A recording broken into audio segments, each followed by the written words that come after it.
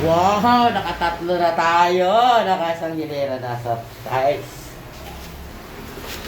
Ayan ang gamit natin ng laser natin. Yan sa nibil niya at saka yung sa hulog niya guys. Kitang kita. Ayan ha.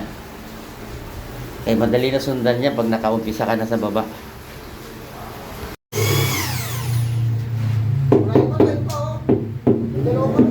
Ha?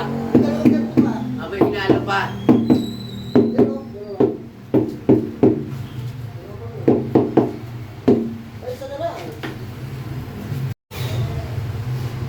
Pangalan mo ah.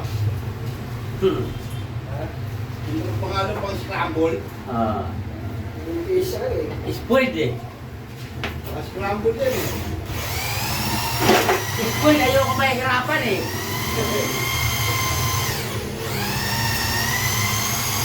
Pagsin pa naman na. Ha? Malagkit yan eh. Malagkit talaga. Wala ang paano mo? Oo, yan pa rin.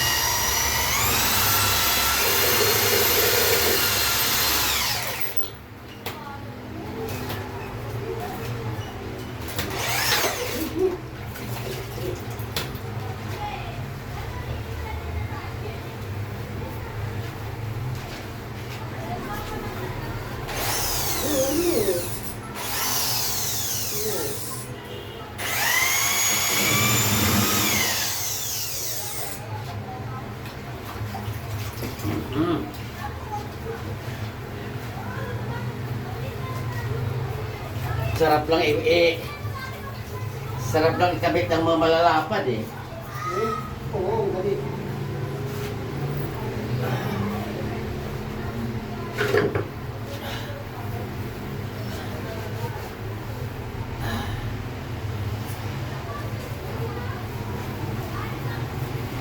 Yan. Siroho na lang dito sa mukha. Tatanggalin na natin itong ating spacer para hindi tumigasan. Kung tinigasan yan, nahihirapan na.